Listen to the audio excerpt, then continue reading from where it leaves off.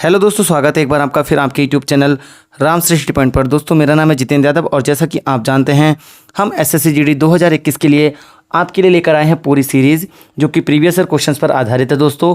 तो इससे पहले मैंने 8 इसके पार्ट अपलोड कर दिए हैं। अगर आपने नहीं देखे हैं दोस्तों तो उनको जरूर देख लेना, आपके आने वाले एग्जाम एसएससी जीडी और बाकी सारे एग्जाम्स में बहुत हेल्प करेंगे। तो दोस्तों पहला क्वेश्चन आप देख सकते हैं, राज्य के नीति निर्देशक सिद्धांतों को भारतीय संविधान ने किस देश से अपनाया था? 4 ऑप्शन है आपके पास, दक्षिण अफ्रीका, जर्मनी, ब्रिटेन और आयरलैंड। दोस्तों आप सभी को इसका राइट आंसर पता होगा, तो दोस्तों आपको इसमें राइट आंसर चुनना है। आपको पता होगा इसका राइट आंसर हो जाएगा ऑप्शन नंबर 4 आयरलैंड। ये बहुत ही इंपॉर्टेंट क्वेश्चन है दोस्तों, कई बार एग्जाम में पूछा जा चुका है। तो चलिए अगले क्वेश्चन की ओर चलते हैं। अगला क्वेश्चन है आपके पास, निम्नलिखित में से कौन प्रोटीन का एक प्रमुख स्रोत नहीं है? दोस्तों ऑप्शन है सोयाबीन, गेहूं, मछली और चना। आप सभी को पता होगा कि इसमें सबसे अलग कौन लग रहा है। आप कहेंगे हमें देखो सोयाबीन तो पता है कि प्रोटीन का एक स्रोत होता है, मछली भी पता है, चना भी पता है, तो राइट आंसर क्या हो जाएगा दोस्तों? गेहूं। क्योंकि गेहूं किसका स्रोत है? आप जानते हैं सभी, गेहूं कार्बोहाइड्रेट का स्रोत है, ना कि प्रोटीन का। तो इसका राइट आंसर हो जाएगा गेहूं। अगले क्वेश्चन की ओर चलते हैं दोस्तों। अगला क्वेश्चन है, स्वराज यह मेरा जन्मसिद्ध अधिकार है और मैं इसे लेकर ही रहूंगा, यह नारा निम्नलिखित में से किसने दिया है? आपके पास ऑप्शन है बाल गंगाधर तिलक, दादाभाई नेरोजी, चित्तरंजन दास, गोपाल कृष्ण गोखले। तो दोस्तों आप सभी को पता होगा क्योंकि ये बहुत ही फेमस नारा है, तो इसका राइट आंसर हो जाएगा ऑप्शन नंबर ए बाल गंगाधर तिलक। तो दोस्तों आई होप आप सभी ने इसका राइट आंसर दे दिया होगा। तो चलिए अगले क्वेश्चन की ओर चलते हैं। अगला क्वेश्चन है आपके पास, भारतीय संविधान के निम्नलिखित अनुच्छेदों में से कौन सा भारत के राष्ट्रपति को राष्ट्रीय आपातकाल घोषित करने की शक्ति प्रदान करता है? तो दोस्तों आपके पास अनुच्छेद 71 ऑप्शन है, 371, 372, 356 और 352। तो दोस्तों आप सभी को अब इसका राइट आंसर पता होगा, तो अपना राइट आंसर लगाइए दोस्तों। तो आपका जो राइट आंसर हो जाएगा वो हो जाएगा 356। तो आपको याद रखना है कि राष्ट्रीय आपातकाल की बात की गई, राष्ट्रपति शासन की नहीं। राष्ट्रपति शासन 352 के तहत लगाया जाता है। अगला क्वेश्चन है, the God of small things उपन्यास किस देश से प्रेरित है? तो दोस्तों आपको इसका राइट आंसर चुनना है। ऑप्शन है भारत, बांग्लादेश, चीन, नेपाल। तो दोस्तों आपके पास राइट आंसर चुनने की अपॉर्चुनिटी है, आप चुन सकते हैं। तो इसका दोस्तों राइट आंसर जो हो जाएगा ऑप्शन नंबर ए भारत हो जाएगा। इसका मतलब the God of small things कहाँ से लिया गया है दोस्तों? भारत से लिया गया है, वो इसी से प्रेरित होकर लिखा गया है। अगले क्वेश्चन की ओर चलते हैं दोस्तों। अगला क्वेश्चन है, तटीय ओडिशा का प्राचीन नाम क्या था? तो आपके पास ऑप्शन है 4 कौशाम्बी, कलिंग, कामरूप, खानदेश। आपको इसमें से अपना राइट आंसर चुनना है दोस्तों। आई होप आप सभी ने इसका राइट आंसर टिक कर लिया होगा। तो दोस्तों इसका राइट आंसर हो जाएगा option number A Kaushambi, sorry option number B Kalinga दोस्तों। तो इसका राइट आंसर हो जाएगा कलिंग। तो तटीय ओडिशा का प्राचीन नाम क्या था दोस्तों? कलिंग था, इसको याद रखिएगा। अगला क्वेश्चन है आपके पास, क्वेश्चन नंबर 7, राज्यसभा का पदेन अध्यक्ष कौन होता है दोस्तों? भारत के राष्ट्रपति, सभापति, प्रधानमंत्री, राज्य के विपक्ष नेता, यानी कि राज्यसभा में जो विपक्ष नेता होता है वो।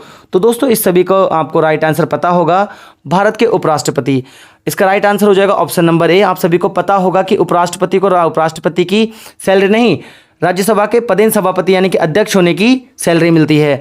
अगला क्वेश्चन है, कैलाश पर्वत को हिलाते हुए रावण नामक लोकप्रिय चित्रण निम्न में से किस गुफा में चित्रित किया गया है? दोस्तों ऑप्शन है कान्हेरी, एलोरा, अजंता और हाथी गुफा। तो दोस्तों आपको इसका राइट आंसर चुनना है। तो दोस्तों मैं बता देता हूं, आपको इसका राइट आंसर हो जाएगा ऑप्शन नंबर 3 अजंता। तो याद रखिए दोस्तों, ये बहुत इंपॉर्टेंट क्वेश्चन है, प्रीवियस ईयर में आ चुका है। तो चलिए चलते हैं अपने नेक्स्ट क्वेश्चन की ओर।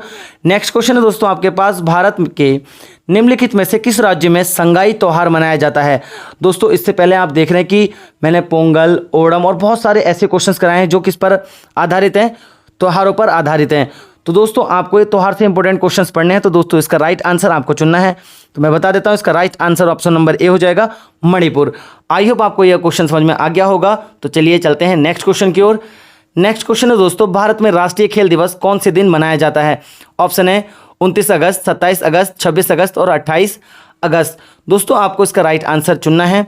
तो आई होप दोस्तों आप सभी ने इसका राइट आंसर चुन लिया होगा। दोस्तों ये बहुत ही इंपॉर्टेंट क्वेश्चन है और एग्जाम में पूछे जाते हैं, तो आपको ये सारे क्वेश्चंस करने हैं दोस्तों। इसका राइट आंसर आप सभी को पता चल गया होगा 29 अगस्त, यानी कि ऑप्शन नंबर ए राइट हो जाएगा। नेक्स्ट क्वेश्चन की ओर चलते हैं दोस्तों।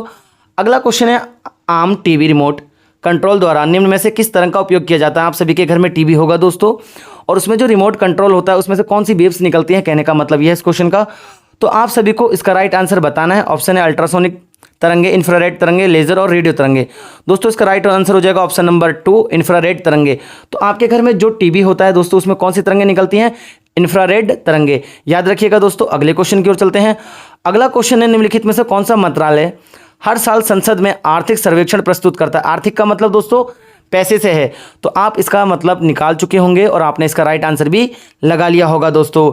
तो इसका राइट आंसर जो होगा वो हो जाएगा ऑप्शन नंबर 2, क्योंकि आर्थिक का मतलब होता है वित्त से। तो आप सभी जानते हैं दोस्तों कि वित्त मंत्रालय ही वित्त से संबंधित सारे कार्य करता है।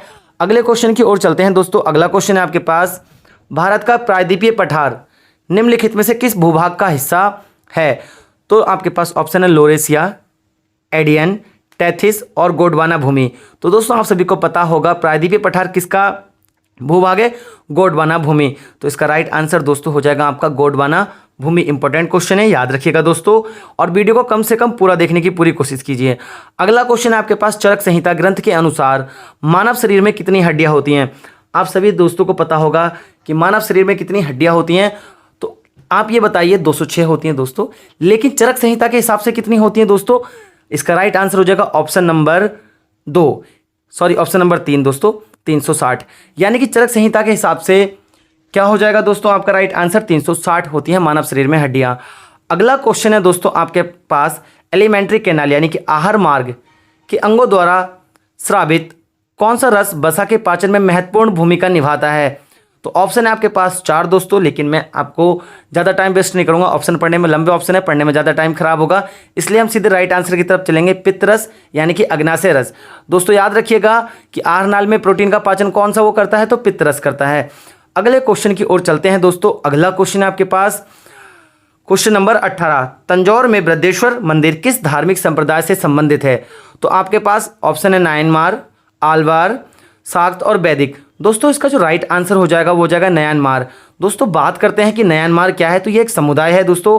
तो ये देखिए लिखा है आपके पास सामने, यह मंदिर नयानमार संप्रदाय से संबंधित है। इसे राजा चोल प्रथम ने बनवाया था दोस्तों। इसकी स्थापना 1010 ईस्वी में हुई थी। 1987 में यूनेस्को की विश्व धरोहर स्थल में से शामिल किया गया था दोस्तों।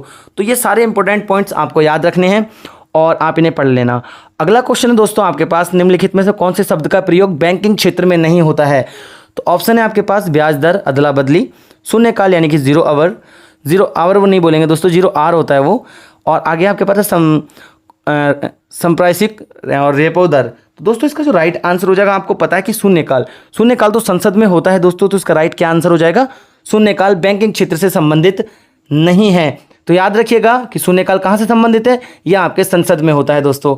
अगले क्वेश्चन की ओर चलते हैं दोस्तों। अगला क्वेश्चन है, निम्नलिखित में से किस जलीय जीव में गलफड़े यानी कि गिल्स नहीं होते हैं? आपके पास ऑप्शन है ऑक्टोपस, क्लाउनफिश, स्क्विड और वेल। तो दोस्तों आप सभी को इसका राइट आंसर पता होगा। वैसे ज़्यादातर लोगों ने इसका गलत आंसर टिक किया होगा, लेकिन आपका राइट आंसर जो है वो वेल है दोस्तों। वेल में गिल्स नहीं होते हैं, यह बात आपको याद रखनी है। जैसे आप जानते हैं मछलियों में गिल्स पाए जाते हैं, तो इसमें नहीं होते, आपको याद रखना है वेल उसका आंसर हो जाएगा। अगला क्वेश्चन है, निम्नलिखित में से कौन सा दिन मानव अधिकार दिवस के रूप में मनाया जाता है? ऑप्शन है आपके पास फरवरी 10, नवंबर 10, जनवरी 10 और दिसंबर 10। तो आप सभी को इसका राइट आंसर पता होगा। मानवाधिकार दिवस किस रूप में मनाया जाता है? 10 दिसंबर को मनाया जाता है दोस्तों। तो इसका राइट आंसर हो जाएगा 10 दिसंबर। तो चलिए दोस्तों चलते हैं नेक्स्ट क्वेश्चन की ओर। दोस्तों देखिए बहुत ही इंपॉर्टेंट क्वेश्चन हम कर रहे हैं, प्रीवियस ईयर है, सभी रिपीट भी होते हैं दोस्तों। देखो ये रिपीटेड क्वेश्चन है जो इस बार आप देख रहे हैं कि निम्नलिखित में से कौन सी नदी दक्षिण भारत की गंगा भी कहा जाता है? तो आप सभी को इसका राइट आंसर बताने की जरूरत नहीं है, ज़्यादातर लोगों ने कर लिया होगा। आपके पास ऑप्शन है पेरियार, कावेरी, कृष्णा और गोदावरी। तो दोस्तों आप सभी का इसका राइट आंसर पता होगा कि गोदावरी को दक्षिण भारत की गंगा कहा जाता है। तो आप सभी ने इसका राइट आंसर खुद से लगा लिया होगा अगर आपने प्रीवियस ईयर के क्वेश्चंस देखे हैं, जो इससे पहले मैंने 8 वीडियो आपके लिए अपलोड की हैं। दोस्तों अगला क्वेश्चन है, the long walk to freedom निम्नलिखित में से किसकी आत्मकथा है? दोस्तों बहुत इंपॉर्टेंट क्वेश्चन है। Martin Luther King, Nelson Mandela, Abraham Lincoln, John N Kennedy. दोस्तों आप सभी को इसका राइट आंसर पता होगा कि आपको पता होगा कि अफ्रीका में सबसे पहले जो ब्लैक प्रेसिडेंट रहे वो कौन रहे? Nelson Mandela. और इन्होंने बहुत ज़्यादा मेहनत की थी दोस्तों, किसके लिए? आज़ादी के लिए। क्योंकि आपको पता है कि वहाँ पर अफ्रीका में श्वेत और ब्लैक में क्या चलता रहता है दोस्तों? दंगा चलता रहता है। तो नेल्सन मंडेला जो थे वो क्या थे? ब्लैक लोगों के लिए नेतृत्व करने वाले पहले राष्ट्रपति बने जिन्होंने ब्लैकों के लिए क्या की थी? मांग की थी। तो दोस्तों आई होप आपको ये सारे क्वेश्चंस पसंद आए होंगे। अगर अच्छे लगे हैं तो दोस्तों के साथ शेयर कीजिएगा, चैनल को सब्सक्राइब कीजिएगा और बेल आइकन जरूर दबा दीजिए ताकि आपको जब भी कोई नई वीडियो आए तो अपडेट मिल जाए। तब मिलते हैं नेक्स्ट वीडियो में, तब तक के लिए बाय, धन्यवाद।